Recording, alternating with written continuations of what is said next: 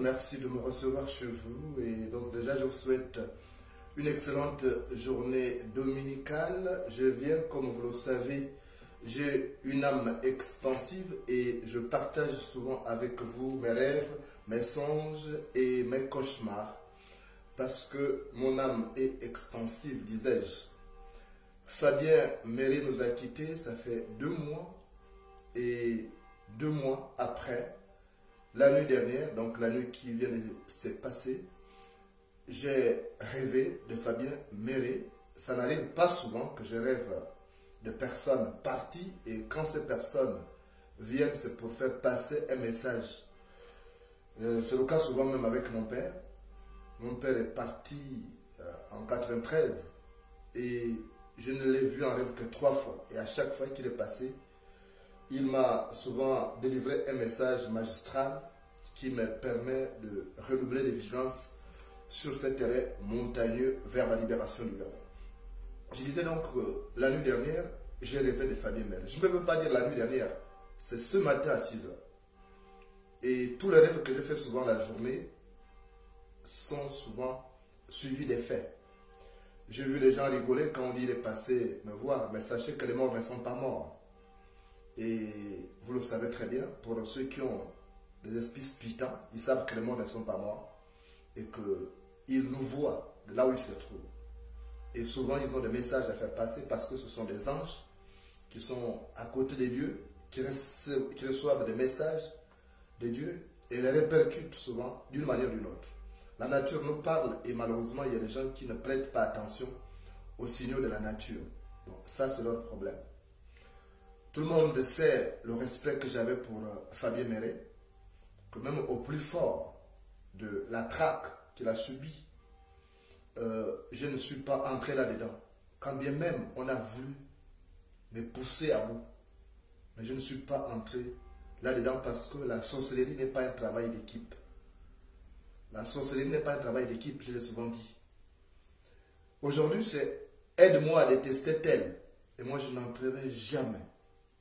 Parce que je n'aimerais pas porter sur ma conscience la mort de certaines personnes. Et tout le monde sait que Fabien Méré a été condamné à mort par les justiciers de Facebook et de YouTube. Les premières personnes qui ont tué Fabien Méré, c'est d'abord ceux-là qui l'ont vilipendé sans raison sur la toile. Et au plus fort de cette traque, moi je suis resté solidaire de lui. Parce que j'ai été victime moi-même de plusieurs cabales qui ont failli conduire à ma mort. Et je lui demandais de rester fort.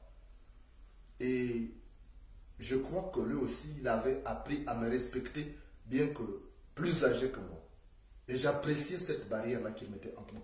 Et chaque fois que nous nous retrouvions, on échangeait nos plaisanteries parce que nous nous sommes connus en 2003 à Tchibanka pour la première fois. Il avait donc de moi aussi l'idée de lui, comme je l'avais de lui. Donc, à 6 h du matin, 6 h pile même, je me suis réveillé parce que j'ai dormi à 3 h du matin.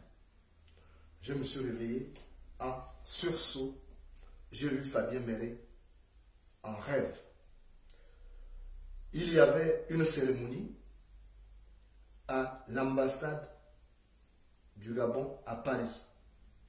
Et moi, j'étais parti pour aller assister à cette cérémonie. Nous sommes arrivés un petit groupe d'à peine 11 personnes devant l'ambassade et les autres traînaient. On avait encore au moins 2 heures d'écart. Et comme nous avions faim, nous sommes partis dans un restaurant qui est avant l'ambassade. Et c'est la place qu'il avait surnommée. C'est même lui qui a surnommé cette place. C'est Fabien Méré. La place Manji. Il avait surnommé cette place-là, place Manji. Donc juste en face de la place Manji, il y a un restaurant où souvent nous prenions à boire du jus d'orange ou on mangeait quand on avait faim. Donc dans le rêve, Fabien Méré est venu, donc j'étais là assis avec pratiquement 7 Gabonais. Il y avait 7 Gabonais et parmi les 7 Gabonais, il y avait 3 filles. 3 Gabonaises toujours. Et nous étions en train de boire. Et à un moment donné, il y a un blanc qui est venu pour me dire, il y a un monsieur barbu là qui veut vous voir. Je dis, comment ça? Il dit, il y a quelqu'un qui est dehors là, il veut vous voir. Et c'est comme ça qu'au moment où je voulais me lever, les 3 autres compagnons qui étaient avec moi, il y avait 2 garçons et une fille qui se sont levés en disant, on ne peut pas te laisser partir seul. Parce qu'on ne sait pas, peut-être que ce sont des barbouzes du régime. Et quand je suis sorti accompagné des 3 compagnons qui étaient avec moi, actuellement, on a vu Maître Fabien Méré. Et il m'a dit bonjour, il m'a serré la main. Et il n'a pas dit bonjour aux autres. Je n'ai pas compris. Il avait le visage renfrogné. Il semblait fâché. Et il ne m'a même pas appelé Jonas comme d'habitude. Il m'a dit, Moulenda, tu fais quoi là? Il dit, qu'est-ce que tu fais là? J'ai dit, je suis venu assister à une cérémonie. Il dit, toi, tu n'as pas compris. Tu n'as pas vu ce qu'ils m'ont fait subir. Ta place n'est pas là. Tu fais quoi au milieu des méchants? Les autres ont même voulu lui adresser la parole, il n'a pas répondu. Il a dit, il faut que tu apprennes. Mais toi, la sagesse de ton grand-père est passée par où? Cherche un proverbe qui va te faire comprendre que tu es mal placé. Là, j'étais en train de réfléchir. Il a dit, je suis venu te parler tout simplement. J'ai du respect pour toi. mais retiens ce que moi j'ai subi. Et après, il m'a tourné le dos, sans même me dire au revoir. Et il a pris le chemin qui est en face. Vous connaissez l'ambassade. Il y a des jardins de part et d'autre, mais il a pris le jardin qui est à droite quand vous revenez par la bouche du métro. Et du coup, les compagnons qui étaient avec moi n'ont rien compris. Pourquoi il est fâché? Et on s'est mis, moi j'ai entonné une chanson, je me souviens, je disais, oh Fabien, oh, au revoir, le destin nous a pris des cours, on se retrouvera au ciel. Et on a entonné, les trois autres plus ou moins, on s'est mis à entonner cette chanson. Du coup, je me suis réveillé brusquement et j'ai dit, heureusement que ce n'était qu'un rêve, mais un rêve qui n'est pas anodin. Parce qu'il intervient dans un contexte particulier. Ça fait 2 mois seulement que cet homme nous a quittés. Ce grand homme, je dis. Qu'on a vilipendé, qu'on a condamné à mort. Et tout le monde sait dans quel conseil il est parti. Vous avez suivi l'homélie de ses parents. Vous avez suivi sa grande sœur. Et j'ai plus dormi jusqu'au matin. J'étais très mal à l'aise. Et même là, je suis mal à l'aise. Et je me suis dit, il fallait que je partage ces rêves. Tout le monde sait combien moi je respecte la vie humaine. Et pour rien au monde, je vais accepter qu'on détruise une vie humaine. On a détruit une vie, celle de Fabien Méré. Et je sais qu'après lui, c'est moi qu'on cherche à détruire. J'ai conscience de ça. Chaque jour que Dieu fait, je reçois des alertes. Et cet homme, il est venu me dire ça. J'ai vu, il avait le visage renfrogné. Ce n'est pas quelqu'un qui avait l'habitude d'être fâché. J'ai connu Fabien Méré. Je l'ai fréquenté, que ce soit au niveau de la politique ou au niveau de ma profession. J'ai connu cet homme. Il ne se fâchait pas n'importe comment. Ce n'était pas quelqu'un qui parlait pour parler. Et j'ai vu qu'il avait une colère. Tout ce que je souhaite, c'est que tous ceux qui l'ont condamné à mort soient punis par la justice divine, qui rattrape et condamne à plus long terme. Parce que je sais que cet homme-là, on l'a poussé à la mort. On a tout fait pour qu'il meure. Et c'est la même chose qu'ils sont en train de faire avec moi. Je vous disais tout à l'heure que j'ai subi ça. Imaginez-vous, je faisais une vidéo hier. Je vous ai parlé de poison. Il est venu me dire, dans ses rêves, que fais attention, tu es mal accompagné. Il m'a dit, tu veux jouer au téméraire? Les autres étaient là à regarder. Moi, il voulait parler, il n'a même pas adressé la parole. Et parmi ces autres, il y avait des gens qui étaient avec lui au quotidien. Je n'ai pas compris, et pourtant, je n'étais pas trop lié à lui. Pourquoi il n'a pas parlé à ceux-là qui étaient avec lui au quotidien? Je me suis bien posé la question en me réveillant, en sortant de ses rêves. Et je vous dis, souvent les Gabonais, quand on leur dit qu'on est en danger, ils ne croient pas. Je suis en danger, effectivement. Je suis en danger. Parce que c'est moi que ce régime. Au moment où je vous parle, il y a des réunions qui se tiennent. Parce que le Gabonais est devenu méchant. Maintenant que Fabien Méré est mort, les gens sont contents. Les gens n'ont plus de cœur. Il n'y a pas un peuple de méchants comme le nôtre. Et c'est pourquoi Dieu nous punit. J'ai mal. Parce que j'avais déjà un peu sorti ça de ma tête. En faisant ces rêves, je suis mal à l'aise. Parce que ça prouve, quand quelqu'un vient en rêve, vous pouvez demander à ceux qui savent interpréter les rêves.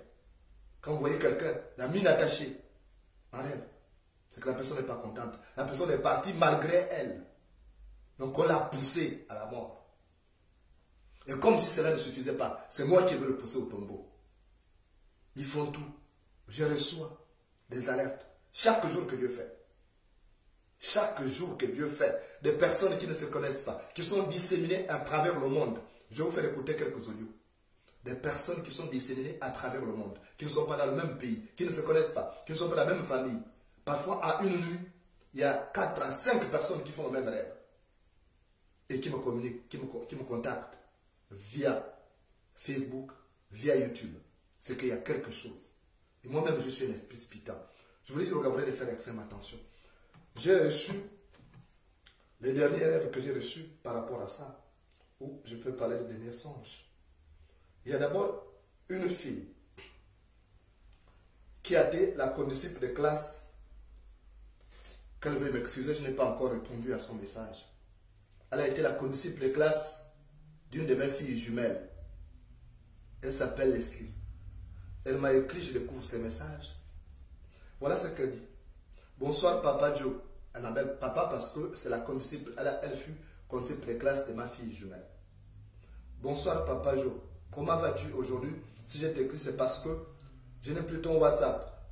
Alors hier, j'ai tellement passé de temps dans la prière de 22h à 1h du matin. J'ai terminé avec la méditation de la parole de Dieu et je suis allé dormir. Alors on me montre, Jonas, là où tu es, en Europe, là-bas, il y a un homme costaud, noir, un peu court, qui a été envoyé par un monsieur brun, mince et lancé pour venir t'éliminer. Et ce monsieur est entré dans ta maison à cause d'une femme qui l'a informé, qui a donné des informations chez toi, alors qu'il faut te trouver. Et tu avais 2 téléphones noirs. Effectivement, elle n'a pas tort. J'ai 2 téléphones noirs. Voilà les téléphones noirs qui sont là. Cette fille-là n'est même pas, elle n'est pas avec moi ici. Vous voyez? Elle dit ceci. Tu avais 2 téléphones noirs. Ils sont venus chez toi. Et lorsqu'ils sont entrés, il y avait une dame blanche. Attendez, je ne vois pas bien. Il y avait une dame blanche. Et toi, tu t'es caché derrière la porte. Et tu as fui par l'arrière de ta maison. Lorsqu'il est entré, il ne t'a pas trouvé et il était maintenant comme un fou dans toute la maison parce qu'il avait peur d'aller dire à son chef qu'il ne t'a pas vu. Et je me suis réveillé en sursaut en disant, oh Jonas Mulenda. Ça c'est le dernier rêve. Il y a aussi un songe. Ça c'est quelqu'un qui ne se connaissent même pas. Vous allez écouter ce songe. Bonjour, grand frère Jonas. Je viens juste vous dire que cette nuit en dormant, j'ai fait un très mauvais songe à propos de vous. J'ai fait un mauvais songe. Et je vous demande de faire très attention durant cette dernière période. Durant ces derniers temps-là, faites très attention. Parce qu'il y a des gens qui vont tenter de vouloir vous piéger. Je sais de quoi je parle. Je sais de quoi je parle. Nous sommes à un moment crucial de notre vie où ce pouvoir-là est prêt à tout et à donner le maximum pour pouvoir garder leur pouvoir. Donc le rêve qu'on m'a montré, moi je ne rêve pas les gens n'importe comment. Je ne vous connais pas, je ne vous ai jamais vu, mais je vous ai dit que je vous ai rêvé. Je vous ai dit que je vous ai rêvé.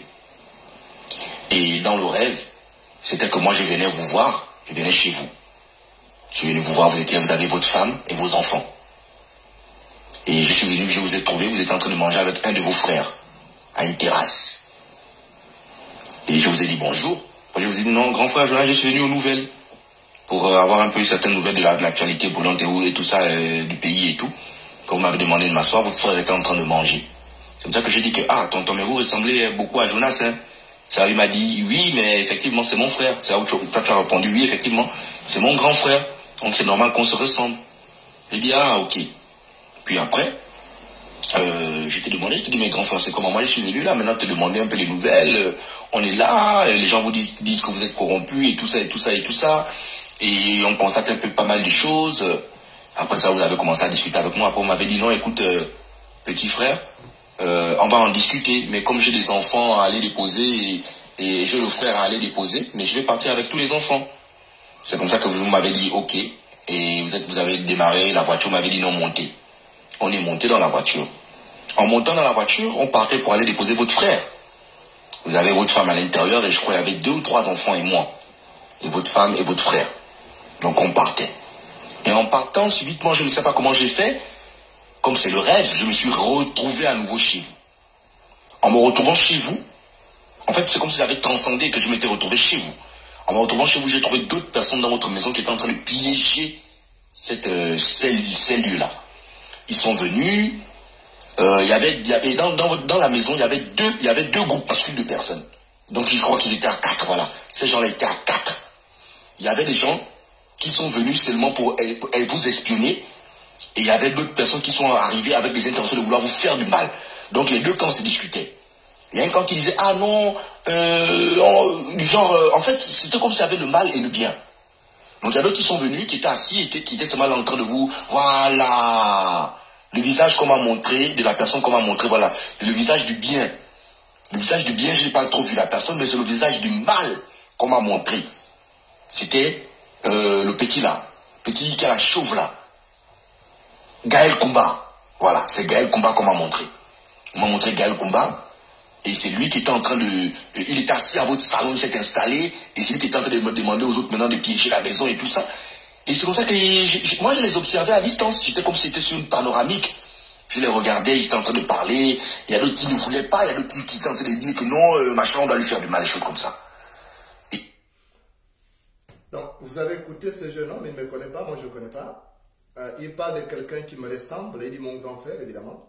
J'ai mon grand frère, Christian Mukendi Moulenda, qui est en fait une photocopie de moi, mais en plus âgé. Donc, vous voyez, il y a une ressemblance, une similitude dans les faits. La jeune dame a dit, elle a vu un homme mince, un homme grand, clair. Il y a deux hommes qui me traquent.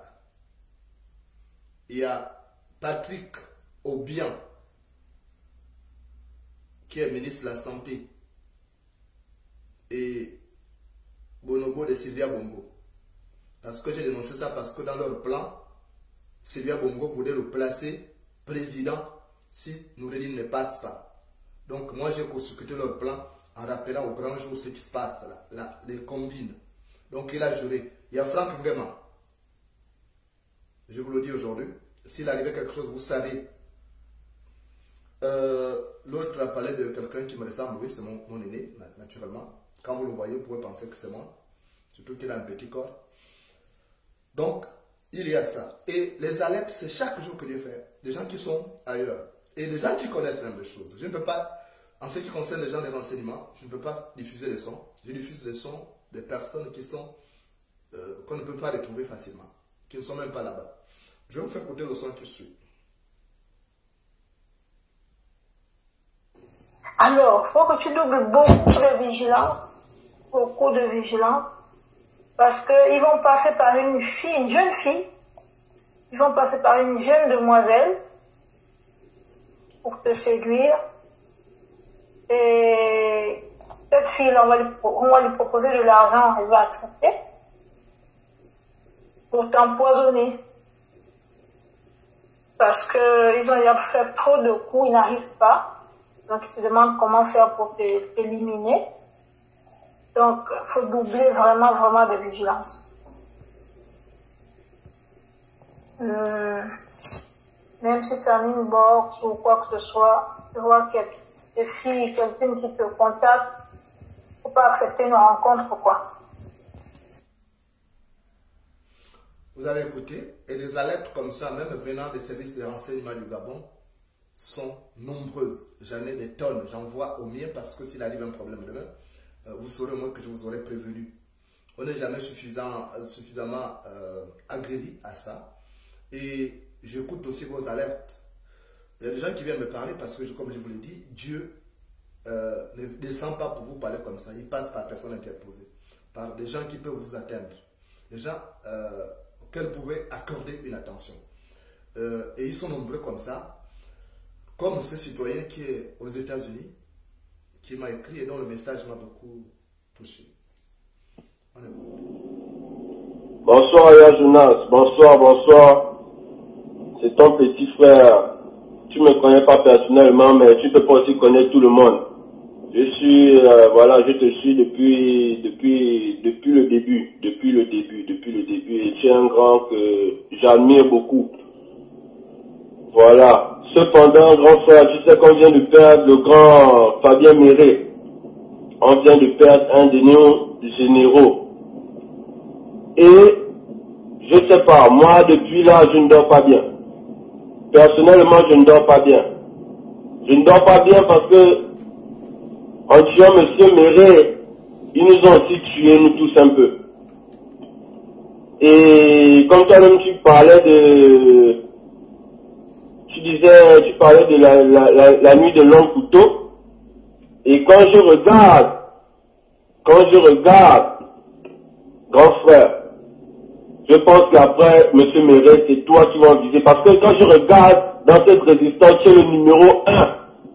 Ça, faut pas se le cacher. Tu es le numéro 1 qui embête ce régime-là. Voilà. S'il y avait un qui pouvait te rivaliser, ils l'ont déjà pris. C'est M. Méret.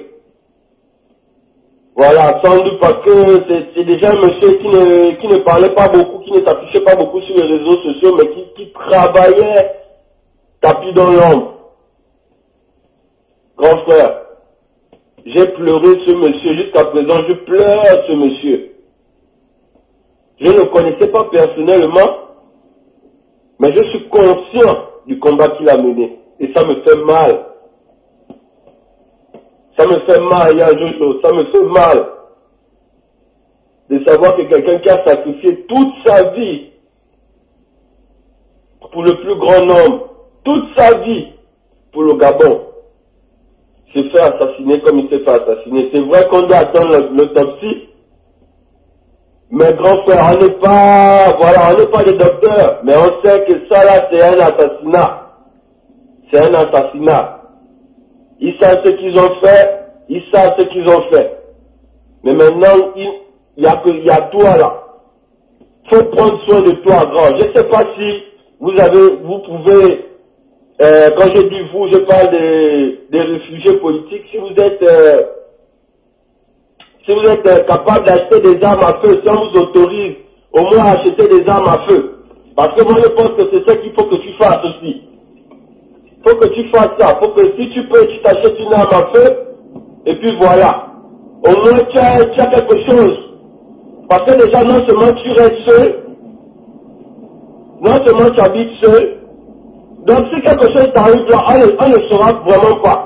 Peut-être par ton absence qu'on va remarquer sur les réseaux sociaux, mais qui viendra tout un peu comme M. Méret.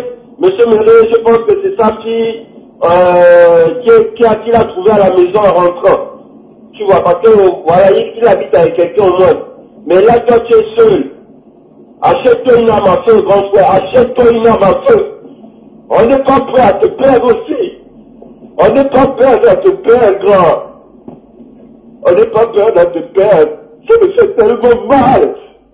J'ai les larmes aux yeux. Ça me fait mal. Vous sacrifiez vos vies. Vous sacrifiez vos vies. Vous avez laissé vos familles pour nous. Pour le Gabon. Pour le Gabon. Si les gens étaient conscients, ils ne devaient même pas rire de ce genre de choses-là. Ils ne devaient pas rire.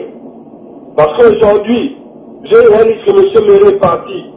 Et que si toi tu pars, si toi tu t'en vas, la recette résistance là tombe. Elle tombe. C'est vrai qu'il y a des gens, mais elle va tomber. Elle va tomber. Le travail que toi tu fais, c'est pas comparable aux autres. Le travail que M. Méret faisait, ce n'est pas comparable aux autres. Même si certains disent que, ah voilà, en tout cas, j'ai même pas envie de rentrer dans ce genre de débat, mais c'est juste pour te dire, protège-toi, grand. C'est vrai, la prière est bonne, mais il faut aussi te protéger. Il faut prendre une arme à feu. Si tu peux prendre une arme à feu, tu fais des cours pour tirer. Parce que ici aux États-Unis, moi je suis aux États-Unis. Aux États-Unis, ici là, pour qu'ils viennent, ils peuvent venir, hein. Mais ici là, les gens sont armés. Ici là, les gens sont armés. En tout cas, ici, les gens, voilà, on n'est même pas à demi-mesure ici là. Les gens sont armés ici là. Voilà. Mais, c'est ce que je voulais te dire. S'il te plaît, et j'avais besoin de te dire ça.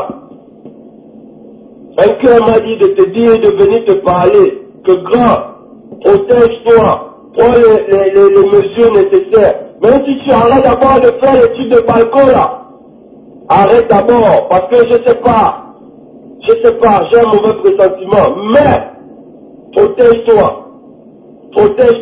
Dieu fera le reste, mais toi-même aussi protège-toi, grand, protège-toi, parce que quand je regarde le décès de M. Méret, ils sont allés l'assassiner chez lui, soit il a assassiné chez lui, soit il a empoisonné, je ne sais pas, mais peu importe.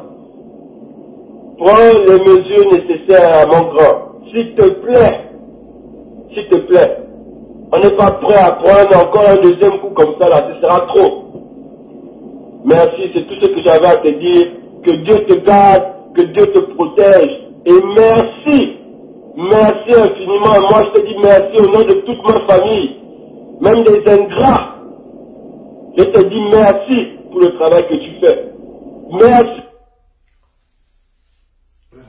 Vous avez écouté cette alerte, ce message touchant. Vous avez écouté, il dit, je te dis merci même pour les ingrats. Oui, le peuple gabonais est ingrat. Les Gabonais sont ingrats. Le traitement qui a été réservé à Fabien Méré, il ne méritait pas ça. Le traitement que je mérite, que je subis de la part des Gabonais, je ne mérite pas ça. Ils sont nombreux à vouloir faire de moi leur denrée marchande. Ils vont voir le pouvoir pour je saurai, je peux le retrouver, je connais où il habite, tout ça, pour chercher à m'éliminer. Alors que le combat que je mène, c'est un combat pour tous les Gabonais. Ce n'est pas pour les opposants seulement, ce n'est pas pour les Guissiers seulement, ce n'est pas pour le Sud seulement, c'est pour tout le Gabon. Mais regardez ce que je subis. Et ça, ce n'est pas de nature à encourager d'autres jeunes à se lancer dans la politique. Ce que Maître Méré a subi, ça n'encourage pas d'autres à sacrifier leur vie. Et j'ai peur du Gabon de demain. Parce qu'à cette allure, beaucoup ne vont plus se lancer dans la politique. Quand on a un peuple ingrat comme celui du Gabon, quand on a des gens qui ne pensent qu'à l'argent, oui, tout ça c'est l'argent qui motive. Les gens n'ont plus de valeur. Leur seule valeur est monétaire. Ils vendent les leurs. Et c'est souvent des gens qui sont avec nous. Le régime utilise d'autres pseudo-résistants. Des pseudo-résistants. Parce qu'un vrai opposant ne peut pas vendre son compagnon. Jamais de la vie. On ne voit pas ça au Sénégal. On n'a plus de valeur. On n'a plus de valeur. La seule valeur qui nous reste est monétaire. On ne voit que l'argent. On vend. Combien n'ai-je pas souffert dans ma chair de voir même des personnes qui ont eu des enfants avec moi comploter pour mon assassinat. Je n'ai plus confiance à qui que ce soit aujourd'hui. Je suis un homme seul. Heureusement qu'une vache sans queue, c'est Dieu qui le chasse les mouches. Une vache sans queue, c'est Dieu qui le chasse les mouches. Parfois je me demande par quel miracle je suis en vie. Parce que chaque jour, les gens cherchent à avoir de l'argent. Mais je voudrais dire aux uns et aux autres qu'attention, Dieu a créé chacun avec son pouvoir, en voulant éliminer les autres. Ça ne fait pas de vous des éternels. Je vous prends une petite histoire. Il y a un homme de chez moi à Manti qui avait trouvé que j'étais l'étoile qu'il fallait sacrifier. Cette personne est venue chez moi, me demander de l'aide, enfin, à simuler de l'aide. J'habitais encore dans la démocratie. Elle est venue, mais la personne avait un serpent. Et j'ai dit à ma compagne, à l'époque, j'ai dit, va recevoir et tu dis que je ne suis pas là. La personne est venue, il dit, mais oui, mais les voitures sont là. Il a dit, il a pris l'avion, il n'est pas là. Il a tellement insisté. Il a dit à ma compagne, là, fais-moi le petit déjeuner. Elle a fait le petit déjeuner. Et pour partir, c'était compliqué. Heureusement que j'avais une douche à l'intérieur. J'ai dit, je ne veux pas le voir. Parce qu'il est venu. Je l'avais déjà vu venir. La nuit, je l'ai vu venir. Je ne suis pas sorti. Je suis resté dans la chambre là-bas. Et il est venu à 6 heures. Il est reparti de chez moi à 10 heures passées. Et je savais qu'il me cherchait. Et il disait qu'il avait besoin d'argent alors qu'il venait d'acheter un pick-up. Cette personne venait d'acheter un pick-up de plus de 27 millions de francs CFA. Et j'ai débarqué au PK6 où la personne était en train de charger. J'ai débarqué au PK6. J'ai dit, tu me cherches pourquoi? Il dit, oui, mais justement, je suis venu te voir. Je dis, tu me cherches pourquoi? Arrête de me chercher. Il dit, je ne te cherche pas. Je dis, si tu me cherches la mort, tu vas à Manji. Mais tu ne traverseras pas Pimba et Bumbu, le village où repose mon cordon ombilical. J'ai dit à cette personne, c'est un ancien militaire. La personne est partie à Manji. Sur le chemin de retour, elle a fait un grave accident là, dans mon village de Pimba. Et s'est grièvement blessé. Véhicule irrécupérable. Donc, je voulais dire à ceux-là, je ne suis pas arrivé là par hasard. Dieu sait pourquoi je suis là. Même moi-même, je ne sais pas ce qui me pousse parfois. Je ne sais pas. Parfois, j'ai envie d'abandonner, mais je sens comme une force qui me dit non, n'abandonne pas. Ça fait 27 ans de lutte. J'ai tout vu. J'ai connu des démons. J'ai affronté Omar Bongo. Je me suis retrouvé au moins à 3 reprises face à cet homme. Il n'a pas réussi à m'éteindre. Donc Dieu a un plan pour moi, a un plan pour le Gabon, pour lequel je me bats. Ceux-là qui vont prendre l'argent du régime, réfléchissez d'abord. Réfléchissez. Vous ne savez pas où je suis né. Demandez aux gens de Manji. Ils vous diront de quelle famille je suis. Allez-y prendre l'argent. Faites tout ce que vous voulez. Mais sachez que vous ne vivrez pas.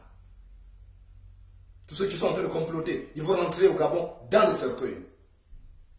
Gardez cette vidéo. Gardez cette vidéo. Je ne parlerai plus jamais de ça. J'ai beaucoup encaissé. J'ai beaucoup souffert dans ma chair. J'ai vécu des trahisons. Aujourd'hui, je suis un homme seul. Parce que j'ai plus confiance. À chaque fois que j'ai fait confiance à quelqu'un, je t'ai trahi. Que ce soit sur le plan politique, sur le plan amical, sur le plan amoureux, ça tu étais ça. Mais je dis, faites attention. Je suis né quelque part. Et j'ai été préparé à affronter les épreuves de la vie. Ce que je suis en train de traverser là, j'ai été préparé à affronter ça. Je ne suis pas immortel. Je peux mourir comme tout le monde. Parfois, à un moment inattendu, ça peut arriver. Mais vous, qui aurez participé à ça, tant pis pour vous. Fabien Méré est passé, mais dire sans rêve. Mes rêves ne sont pas anodins. Je suis un homme spirituel. Je ne vais pas dans les églises comme d'autres qui disent qu'ils sont les grands serviteurs de Dieu, mais qui font des choses graves, qui font des abominations. Et moi, je suis spirituel. Depuis le jour où je suis venu au monde, ceux qui étaient à ma naissance, ils sont encore en vie. Ils vous diront ce qui a été fait le jour de ma naissance. Donc, faites ce que vous voulez. Les gens du Gabon savent pourquoi ils me combattent. Ils savent jusqu'où je peux aller. C'est pourquoi ils me combattent. Mais ceux qui les aident, ce sont ceux-là qui vont d'abord être les premiers à en pâtir. Parce que le vin de maïs ne nuit pas à celui qui le prépare, mais à celui qui le boit. Le vin de maïs ne nuit pas à celui qui le prépare, mais à celui qui le boit. Je dis tout simplement, si quelqu'un réussit à m'envoyer au tombeau, je viendrai chercher un à un. À partir du 13e jour, je viendrai chercher un à un.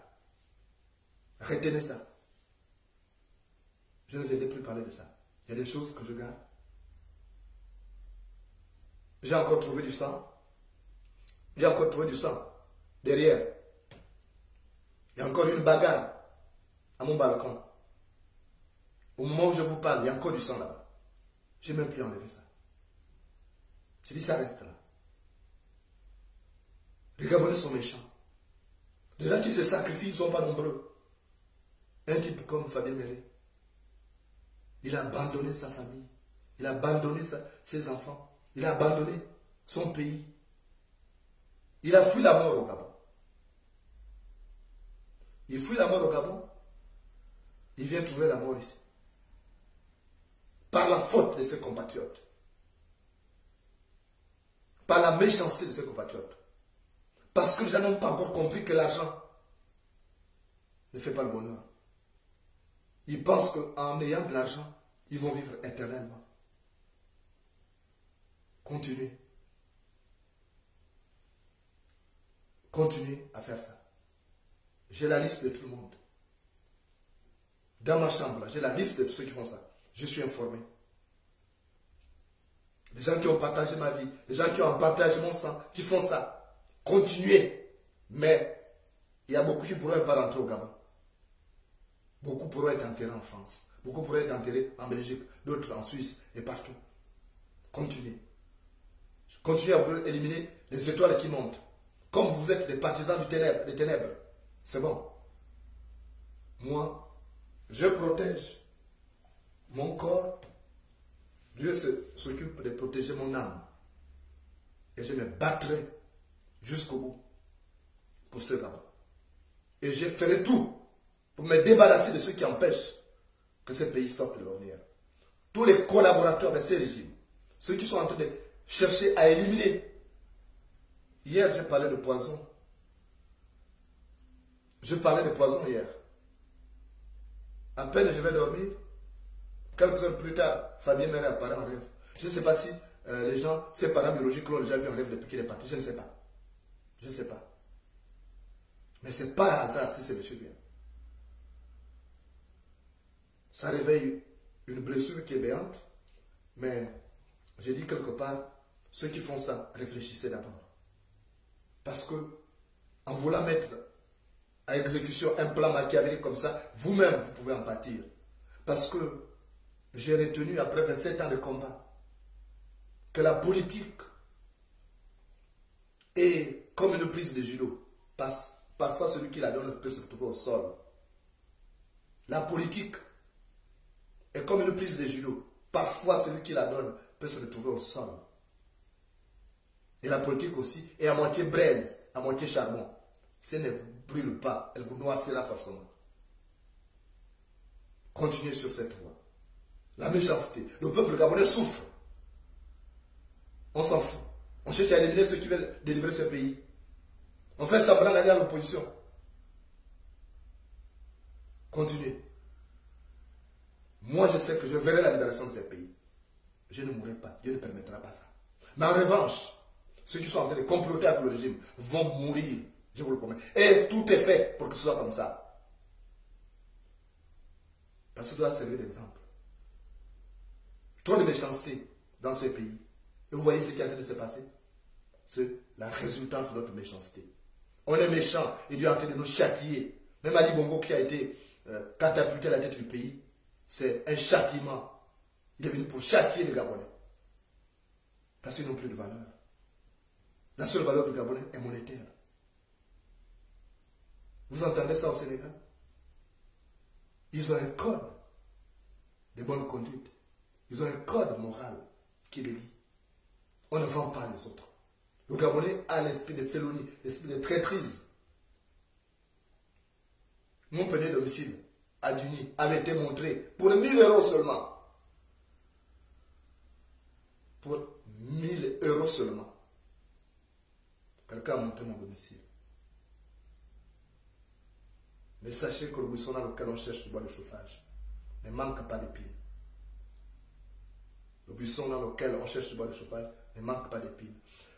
En cette journée dominicale, j'ai un sentiment particulier pour les enfants de Fabien Méré qui ne verront plus jamais leur père. Je me mets à leur place. Leur père a été tué par la méchanceté humaine. Et ce sont les mêmes hypocrites aujourd'hui qui font des émissions pour balancer maintenant ces discours. Alors que quand il était là, il ne relayait jamais ces discours. Voilà l'hypocrisie de Gabonais. Quand Fabien Méré parlait, on ne relayait pas ses discours. Maintenant qu'il est mort, on relaye ses discours. Voilà l'hypocrisie du Gabonais. Quand le parent est malade, on ne l'aide pas. Quand quelqu'un a détresse, il crie. On rigole. J'ai vu les gens rigoler même. Tout à l'heure, quand je commence le live, les gens rigolent. On rigole de tout. Et il est plus facile de se mépriser quand on se méprise soi-même. Il est plus facile de mépriser autrui quand on se méprise soi-même. On ne prend plus rien au sérieux. Les gens, à la limite, n'ont plus de cœur. Le pays va mal. On s'occupe juste de prendre un peu d'argent. Mais l'argent fait quoi de vous? Omar Bongo est mort, il a amené quoi? La mort d'Omar Bongo, C'est un message pour les Gabonais. La mort de Lucie Bongo, c'est un message pour les Gabonais. On vous a dit que même les gens les plus riches du pays pouvaient mourir. Mais quand ils sont partis, ils n'ont rien amené avec eux. C'est un message. Personne. Le Gabon est devenu plus méchant, plus haineux. Regardez la haine dont je suis victime sur les réseaux sociaux. Parce que je vis dans une belle maison. J'empêche qui de vivre dans une belle maison. Je suis réfugié politique. J'ai des avantages. Pourquoi ça fait mal aux gens? Si moi j'étais, comme les gens le disent, j'étais de connivence avec ce régime allait me traquer. J'allais continuer à déménager pour fuir la mort. Pourquoi je suis obligé de déménager? Ce régime me traque parce que je suis un danger. Et ils savent que je peux faire tomber ce régime. Ils savent, avec le concours d'autres Gabonais, parce qu'il y a des vrais Gabonais. Pas ceux qui prennent un peu d'argent. Et cette méchanceté, on va payer ça. Ceux qui font ça vont payer à toutes les générations, toutes leurs générations. Tous leurs descendants vont payer le prix fort. J'ai fait déjà ce que je peux faire. Même s'il arrivait que Dieu me retire de ces méchants. Mais j'aurais déjà fait l'essentiel de ce travail. Et on n'oubliera jamais que sur cette terre, il y a eu un certain Jonas Moulenda qui a renoncé au privilège, qui a défié les plus hautes autorités, qui s'est battu contre une dictature féroce. Et jusqu'au bout, je ne suis pas à vendre. Je ne suis pas acheté. Ils ont tué déjà Fabien Méré. Mais moi, ils ne m'auront pas. Je vois des sorciers, une bande de tribalistes qui aujourd'hui, en train de vouloir me pousser à bout pour que je me mette à insulter la France, pour que je me fasse assassiner comme Fabien Méré. Parce que vous ne savez pas les choses. Il y a des choses qu'on ne sait pas. Eux-mêmes, ils ne font pas ça. Ils veulent que je me mette à insulter la France, que je me mette à insulter les puissances européennes. Comme ça, on va facilement m'assassiner. Parce que l'Europe, c'est quoi? C'est pas le bout du monde. Ben Barka a été tué, je crois en 65, en France. On a coupé sa tête. Ça a été amené au Mohamed V au Maroc. Le reste, on a enterré à Versailles.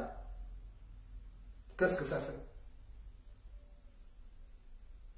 Les gens, ils veulent, comme ils étaient contents, ils poussaient Fabien Méré à parler contre la France-Afrique, à parler pour un combat qu'ils ne pouvaient pas gagner d'avance. On a tout fait. Aujourd'hui, ce sont les mêmes hypocrites qui font des émissions. Ceux qui disaient que Méré était un pédophile, ils sont où? Ils disaient qu'ils avaient le dossier, qu'ils parlent encore, qu'ils ouvrent leur mandibule. Parce que l'objectif était de le pousser au tombeau. Maintenant qu'il est mort, ils sont contents. Ils sont sans remords. Comme s'ils partaient pour barrer la route de la mort.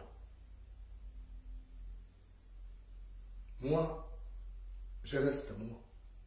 Je prends des dispositions. J'ai écouté le message de ces Gabonais. D'autres ont appris des informations. Ils font passer ça comme des songes parce qu'ils n'aimeraient pas que je leur demande les sources de ces informations. Je ne demanderai jamais. Je sais.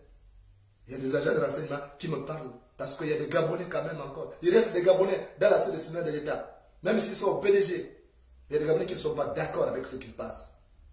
Ils me disent, toi tu as cette force de parler. Voilà, parle de ça, ça, ça, ça.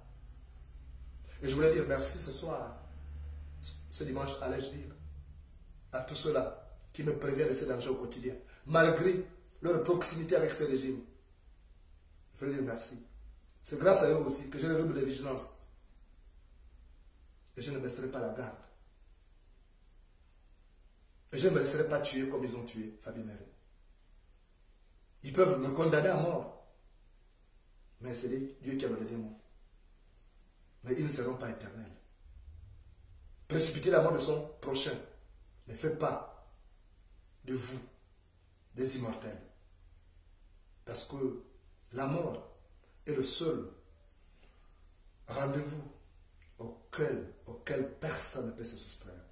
La mort est le seul rendez-vous auquel personne d'entre nous ne peut se soustraire. Encore ce dimanche, Je veux dire courage à toute la famille de Fabien Méré. Courage à ses enfants particulièrement, qui ne verront plus jamais leur fils, leur père. Parce que les méchants l'ont condamné à mourir. Ils l'ont condamné à la mort. Ils l'ont crucifié. Et ils sont contents. Mais ils payeront le prix fort. J'en suis convaincu. Parce que la vie est comme ça. Merci à vous tous. Et bon dimanche.